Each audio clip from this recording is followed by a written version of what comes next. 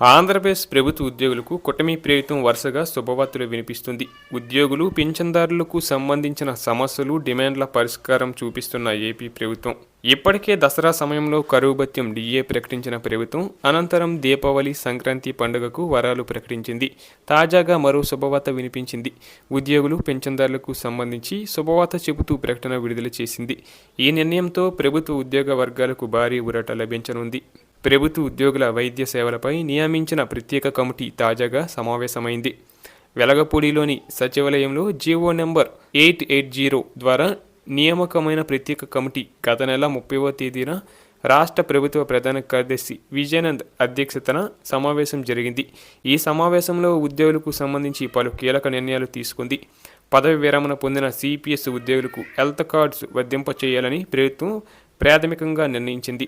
ఈ సమావేశంలో ముఖ్యంగా స్పెషల్ చీఫ్ సెక్రటరీ రావత్, ఆర్థిక శాఖ కార్యదర్శి వినయ్ చంద్, వైద్య ఆరోగ్య శాఖ కార్యదర్శి Saurabh Gaur, NTR health trust CEO Dinesh Kumar, AP JC chairman Vidyasagar పాల్గొన్నారు. సమావేశమైన ప్రత్యేక కమిటీ ఉద్యోగులకు సంబంధించిన వివిధ అంశాలపై చర్చించింది. సమావేశంలో ఉద్యోగులకు సంబంధించి 2 కీలక నిర్ణయాలు తీసుకుంది. వాటిలో రిటైర్డ్ సిపిఎస్ ఉద్యోగులకు హెల్త్ కార్డులు వర్తింప చేయాలని నిర్ణయం తీసుకుంది. అలాగే ఏపీ ఎస్ఆర్టీసీ ఉద్యోగులకు ఇచ్చిన మాదిరిగా సిపిఎస్ రిటైర్డ్ ఉద్యోగులకు కూడా హెల్త్ కార్డులు వర్తింప చేయాలని ప్రత్యేక కమిటీ నిర్ణయం తీసుకోవడం విశేషం. ఈ నిర్ణయంతో సిపిఎస్ ఉద్యోగులకు భారీ ఊరట లభించనుంది. పదవి విరమణ పొందిన ఉద్యోగులు దీర్ఘకాలిక వ్యాధులతో బాధపడుతుండటంతో వారు వైద్య సేవలు పొందడానికి చాలా ఖర్చు చేయాల్సి ఉంది. ప్రభుత్వం హెల్త్ కార్డుల పరిధిలోకి తీసుకోవడంతో సిపిఎస్ రిటైర్డ్ ఉద్యోగులు హర్షం వ్యక్తం చేస్తున్నారు.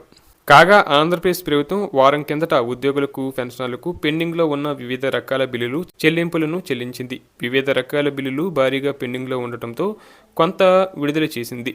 విడుదల చేసిన బిల్లుల్లో టీఏ, టీటీఏ బిల్లులు ఉన్నాయి.